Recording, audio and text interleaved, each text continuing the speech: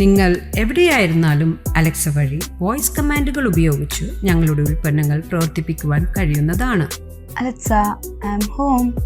അത് ഫാനായാലും AC ആയാലും വിൻഡോ ഷെയ്ഡ്സ് പ്രവർത്തിപ്പിക്കുവാനായാലും ഇനി വോയിസ് കമാൻഡുകൾ മാത്രം മതി. കറുവൽപ്പടി ടാഗോർ ലൈബ്രറിയിൽ വായനാ പക്ഷാചരണത്തിന്റെ ഭാഗമായി ബാലവേദിയുടെ ആഭിമുഖ്യത്തിൽ ബഷീർ അനുസ്മരണം നടത്തി.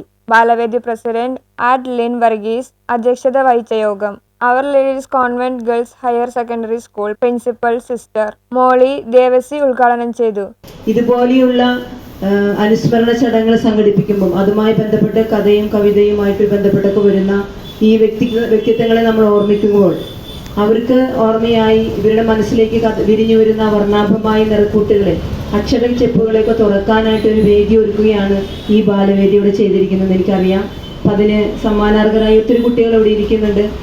ഞാൻ വൈക്കം മുഹമ്മദ് ബഷീറിനെ കുറിച്ച് വായിച്ചപ്പോൾ ഒരു ചെറിയൊരു സംഭവമാണ് എൻ്റെ മനസ്സിലേക്ക് ഓടി വന്നത്. ബാലവേദി അംഗങ്ങളായ KJ Ashwin, M Avanthika, Ajay Ajith, V Aishwarya, Mary Alfina, K Arfida Fathima, PP Archana, Malavika Dinesh എന്നിവർ ബഷീർ അനുസ്മരണ കുറിപ്പുകൾ അവതരിപ്പിച്ചു. മലയാളികളുടെ ഇമ്മിണി വലിയൊരു എഴുത്തുകാരൻ.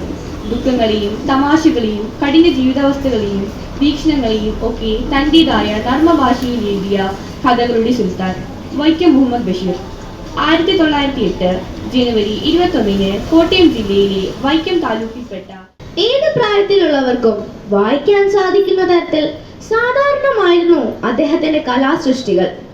അതുകൊണ്ട് തന്നെ ഏറ്റവും അധികം വായിക്കപ്പെട്ട എഴുത്തുകാരിൽ ഒരാൾ എന്നും അദ്ദേഹം വിശേഷിക്കപ്പെട്ടു. ഫൈഹ ഫിറോസ്, ഹെക്ടർ ജോഷുവ എന്നിവർ കവിതകൾ ആലപിച്ചു. എന്റെ സിരയിൽ നിറയ്ക്കും പൂക്കളില്ല, കണ്ണിനിരവിന്റെ പാഷാണ തിമിരമില്ല, ഉള്ളിലഗ്നി കോണി കാറ്റുരഞ്ഞു ദീപിക്കുന്ന നഗ്നമാനു സ്വർഗരാമമില്ല, വാഴ്വിൻ ചെറുമ്പിച്ച വാതിലുകൾ അടിയുന്ന അക്ഷരനിധിയിൽ നിന്നും നാം അറിവിൻ മുത്തുകൾ വാരീണം.